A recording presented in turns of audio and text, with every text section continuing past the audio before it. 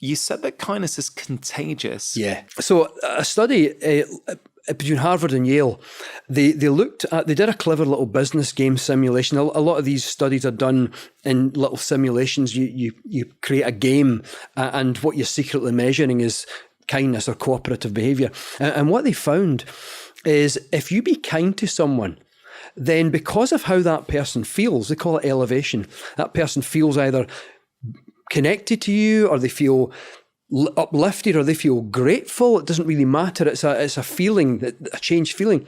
That person will likely be kind or kinder to someone else because of how you made them feel. Now, that person now is at one social step from you, or 1 degree of separation, but that person will be kind or kinder to someone else because of how they were made to feel, and that's at 2 degrees of separation. But then that person will be kind or kinder to someone else at 3 degrees of separation, or 3 social stops. But that isn't real practice, because in reality, given the average amount of interconnectedness, amount of interactions that we have in any one day, you might well probably say that if you be kind to someone, if you were to follow them around, which hopefully you don't do, but if you were to follow a person around with a camera, you would probably find that the person you've just helped will be kind or kinder to 5 people over the course of the rest of the day because of how you made them feel, given the average amount of interconnection. But those 5 people will be kind or kinder to 5 more. And now we're at 2 social steps, 25 people. But each of those 5 people will be kind or kinder to 5 further people, which is 125 at 3 social steps. So you really have this ripple effect, just like you drop a pebble in a pond and the wave goes out in all directions. And a lily pad at the opposite side of the pond goes up and down, and it doesn't know why it's going up and down, but it's going up and down because of the wave.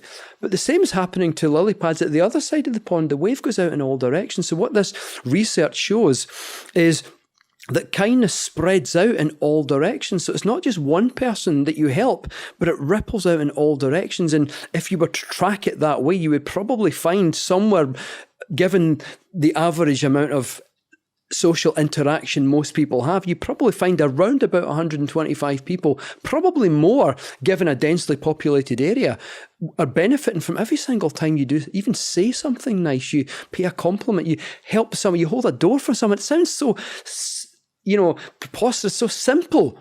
But I put it to listeners that if you ever feel small, if you ever feel that you don't contribute, you don't make a difference, you're doing it every single day, even with the little things that you don't think matter, but they matter to the person that you've helped, who will then spread it out to 3 social steps. Yeah.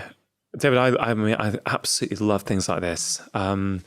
It makes me think of in this time where many of us feel powerless to make a change and we don't like the way society is heading. It reminds me of that phrase, I don't know if it's Gandhi, I can't remember who it is, be the change you want to see in the world. Yeah. When we're kinder to other people, when we're more compassionate to other people, we and they get more out of their lives. Yeah. So I wonder if you could leave my listeners with some of your very top tips, things that they can think about applying into their own life immediately. Wait, how about why I often find people enjoy is the 7-day kindness challenge. And you've got to do an act of kindness every day for 7 days, but there's 3 ground rules.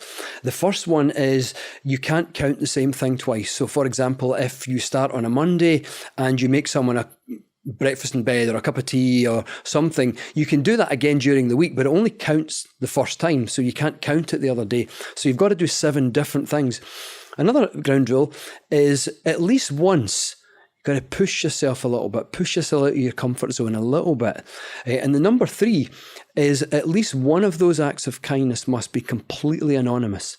No one must ever know what you did, or if something was done, no one must ever know that it was you that did it. And that takes yourself or the need for recognition out of the equation. So that's the ground rule. So 7-day kindness challenge, something different every day. Push yourself out of comfort zone at least once, and one thing has to be completely anonymous. Press subscribe to get more inspiration and ideas on how to feel better so you can get more out of life. And if you have a moment, why not check out this conversation that I've picked out as a perfect follow-up. Remember, lifestyle change is always worth it, because when you feel better, you live more.